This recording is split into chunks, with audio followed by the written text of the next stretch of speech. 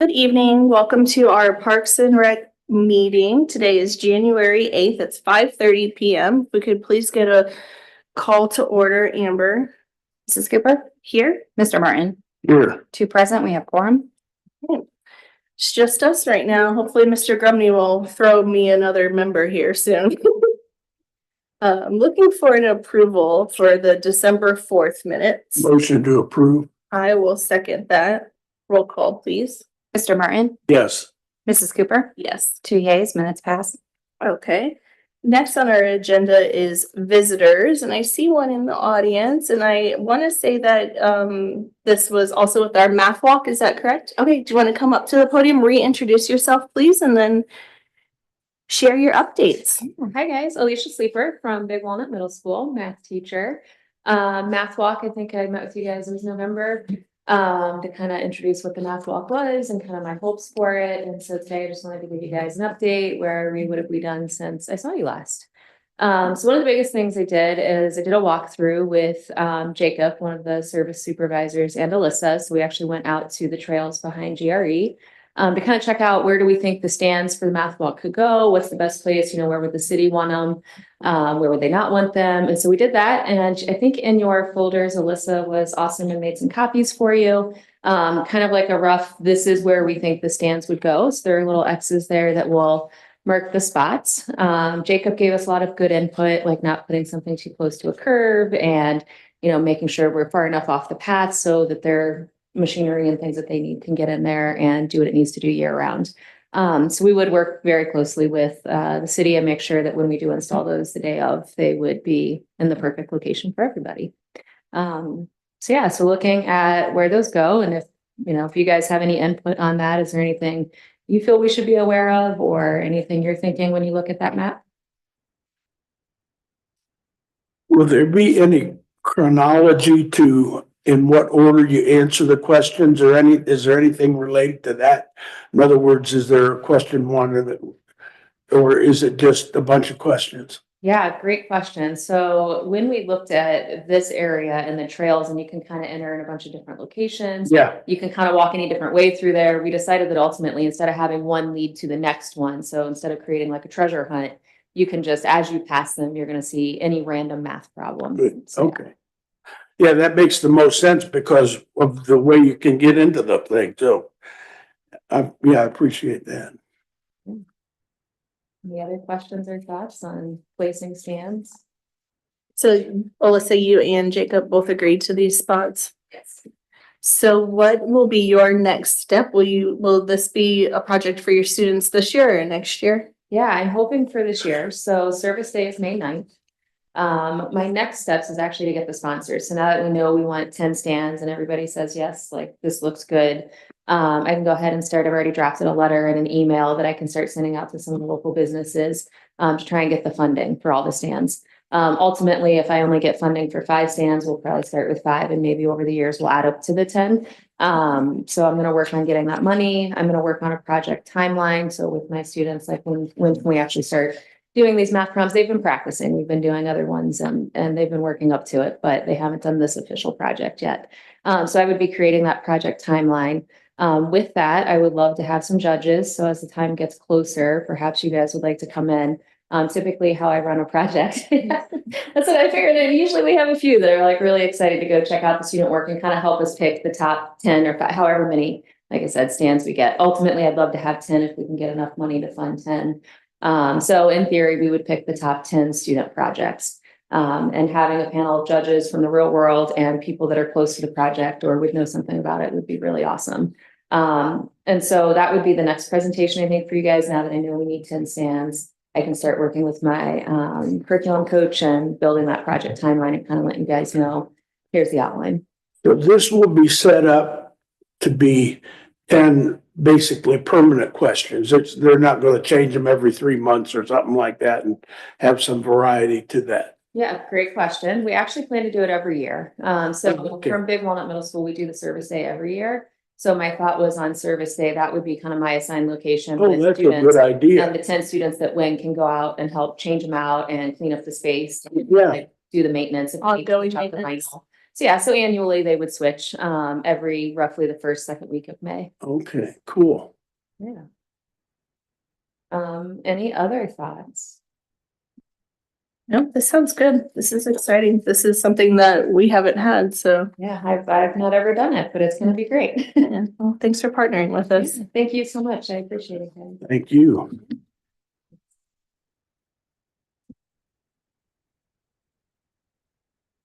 We'll just continue on with our unfinished business, and it looks like we might have a J.R. Smith Park update. Yeah, so I'll kick it off and, Madam Chair, if you want to jump in and add to, that would be great. So, what we've included in the packet is, the comprehensive plan that we have for J.R. Smith Park. So when we last left this discussion, we were primarily focused on, building or breaking this project into at least two phases, maybe more, but at least two phases, and then beginning to undertake the improvements that way. I think we've indicated we've got $1 million in funding secured for this project. So $500,000 from our ARPA funds, $500,000 in general revenue fund or in appropriation that's in the budget that council just approved. So that gets you your first $1 million. I don't know what packet page this is. So 5 has the detail breakdown, at least of the last estimate. And what you can see is it's roughly a $3.2 million project. So we're short by a couple of $1 million to be able to do the entire project. But with that, the chair and I, the mayor and Mr. Grumney, had a couple of discussions about ways that we could accelerate the funding for the entire project. We did engage our financial advisor to assist us. They've done some numbers. They've run some numbers. If the city were to borrow the balance of this so that we could do the project in whole, what would that look like? It ends up being somewhere in the neighborhood of $150,000 to $200,000 per year of debt service. You may recall that we had projected, or Dana has projected, about $100,000 per year in impact fees coming in to support the parks program. So that'd be about half of the debt service needed to be able to support the entire project. So we do need to find an additional $100,000 if we were to do the entire project. I think it's staff's recommendation that that seems very doable. I mean, it'll take a little bit of work to figure out what the additional sources are, but I think it's very doable. And so I think we're here this evening to say that we would recommend that we proceed with doing the entire project. And what that really means then is that we would then engage CT consultants / Verdantis to do the detailed engineering so we can bid the project later this year and hopefully build it next year. We had some discussion in the past about the potential for allowing companies to sponsor an item in the park. Is that still on the table or not? Yeah, so we never finalized a donation policy. We do have a draft policy that we've talked about. So I think now that we know that we don't have to go out and borrow this money right away. Like I said, We'll do engineering first.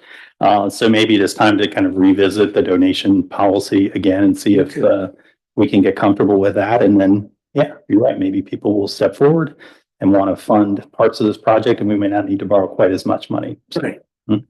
That's what I'm thinking too, but I knew it had the discussion a while back, but it had been brought back up again lately. So, okay.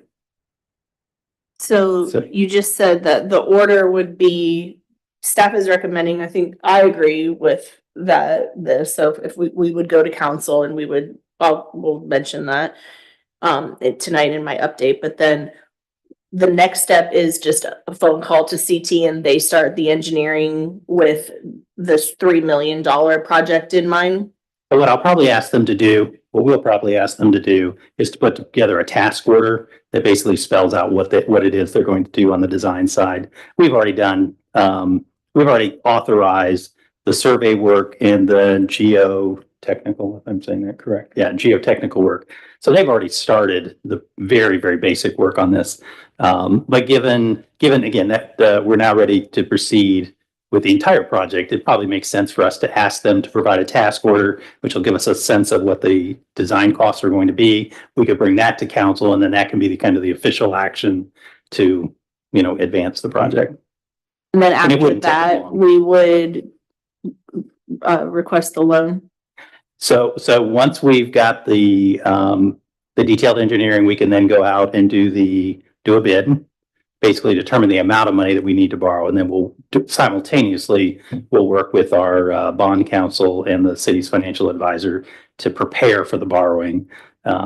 So again, they can kind of run simultaneous to each other, because we won't really know the maximum, we won't know the amount that we need to borrow until we have a bid from a contractor to do the work. Okay, and we have to have the plans before we can go for the bid. Last time or a previous time we talked about J.R. Smith, Dan had some hesitations with some property lines and things. Has that just been on hold, what he was working on? Yeah, there were some issues regarding the survey, but I think at this point, he's gotten comfortable with the survey. Is that fair? Yeah. I was going That's what we to, recollected yeah, as well. I don't think the survey holds us up at this Okay. particular point. Yeah, they may still need to do some work on their side to finalize the survey, but it's not going to hold up the design. Okay. Okay, that's a great J.R. Smith update. So maybe for the viewing audience, the large viewing audience out there, as a reminder. In the gallery that the camera And isn't the showing. gallery, exactly. Maybe just kind of review the key components of the project. So we've definitely been talking about the splash pad and the pavilion. So the pavilion will have restrooms in it to support the splash pad. And then in addition to that, the phase one would then include the playground area, all of the asphalt work and trail around it. It's got landscaping in there as well to kind of just screen a little bit the Lions building from the splash pad. It's got an entry feature there at the northwest corner, and ultimately it'll have a connection over to the Ohio to Erie Trail. I mean, obviously that will require getting through another property. I don't know if we get all the way to the end, but we'll work through that. And then the multi-use court on the far right-hand side for basketball, pickleball, and the like. So I think those are the key pieces.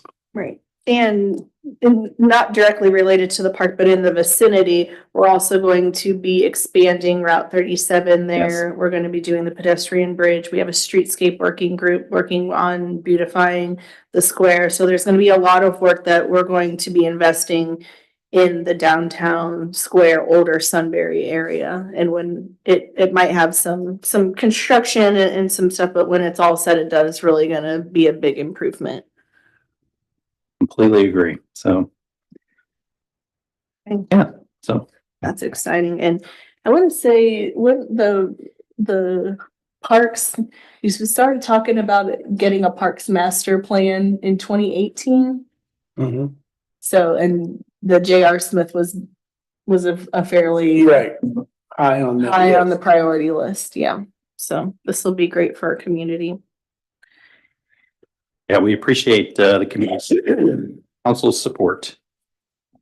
Will the restrooms be winterized? I don't know. Good question. I will, And the reason I asked that question, down in Genoa Township at their big park there behind the fire department, they have restrooms, but in the wintertime, they lock them and just bring in Johnny on the spots for the place. And I didn't know if we would have to do that or if we would be able to winterize the restroom. So, no, good question for us to talk to the engineers about. yeah, there won't be much activity with the splash pad, but there will be people walking the trails and getting out and about, so that's Mhm. why I was wondering. Yeah, you never know in Ohio, like in the winter, you can Right. still have really nice days. Yeah, if you don't like the weather, wait a half Yeah, hour. we could use one of those days here. This week would be nice. I agree. Okay. Yeah, I mean, as I'm sure public restrooms are, they do have their challenges, and so we'll have to be actively managing, Right. this restroom facility. So, but we'll talk through that, I think, as we work through the design a little bit more, begin to figure out, I know there are some self-locking and unlocking features that you can do to kind of control you know, when there's access to the restrooms Mhm. as maybe an option. I know other communities have done that as a way to kind of help manage that a little bit. So, so that will be something we'll want to kind of think through too. And maybe along those lines, security, we've always talked about Right. security with those buildings and then J.R. Smith, but hopefully as we're bringing more to the area, Yes, that will, agree. okay. All right, thanks. Anything else, Dan, about JR? No. Okay, great. Okay, moving on to new business, this, we have a 34th annual Columbus Ice Bowl. Speaking of winter weather. Yes. This is a, disc golf, event that'll take, place at Freedom Park, January 25th, from 9 AM to 3 PM. This is a PDGA sanctioned event. I had an opportunity to speak to Mr. Santiago today. The fee that you're seeing that is associated with this goes to two places. To the PDGA, that is so hard to say, the Pro Disc Golf Association. Because in order for it to be a sanctioned event, you have to pay for it, and that gives them the ability to compete and everything like that. The rest of the fee goes towards their club to pay for the supplies used for the event, so the T flags and everything they'll be setting up at Freedom Park. They will be collecting food. This is a food drive event. I spoke to him. They've already put in here that they will clean everything up once everything's over. The only thing is with a sanctioned event, there's no public play allowed on the field during that time. So that's why they're asking for the permit today, so they can close down the park to the public. Okay. I did explain to them that with turning in this application, less than 30 days before the event, I couldn't make any promises that they could move forward with the event, but we could not close the park down to the public. So that's what they've been told. Okay, So, but it's the Columbus, so that's the 25th of this month. yes, So in a couple Saturdays. yes. Okay. That's why it's come into the parks first instead of the events. Well, I don't think that there will be too many people out on January 25th. We'll see. You'd But be surprised. yeah, well, I would be surprised if some people are out there in this weather. And it doesn't require anything from the city. They work Can we with change us. the title of the page and say January 25th rather than February 1st? Oh, well, that's 2023? just. Are you looking at the top? That's the, when the, is that you? That's the date when this document was drafted. Yeah, that's, Oh, okay. so that as we update the application, we'll, yeah, we All right. might want to, yeah. He's like, I got it in 11 months early. months late, actually. It's on the 2020 or 2 years late. That's the date of It's the 2 years late, yeah. But yeah, that's the date, the form. But the Columbus Flyers, they've held events here before. We really haven't had any problems. issues with them. This has gone through fire, police and services. Okay. No red flags from them. So, and then no Glad red we're- flags from me, so. It's getting used. Okay, Does council have to approve this or is just us agreeing to it enough? It would just go, Cause I Parks think and it sounds events. spectacular, Yeah. except I'll be in Tucson Yeah. days. and I'd be there, but I'm not a PDGA member, so I'll have to sit this one out. outside in the cold person. Okay, thank you. Moving on to other parks business, Ms. Graziosi, do we have anything? Graziano, sorry, I always do that. So I didn't include it in your packet because the only update that we really have for the past month is just Christmas on the Square occurred on December 7th. And it was a great success. And since it's winter, there's nothing else going on in our parks. So That's fair. Anything else from staff regarding parks? Anything from the committee? No, What do we think? We think Mr. Ghost is gonna be back with us next month? well, isn't that up to Mr. Grumney. Mr. We'll have to Romney? see, Mr. Ghost can Yeah, say, really want to be on services. What any of those guys say that. Yeah, I can't imagine him saying that. All right, I will make a motion to adjourn. And I'll second that. Mrs. Cooper, Yes. Mr. Martin, Yes. two yeas, we are adjourned. Thank you.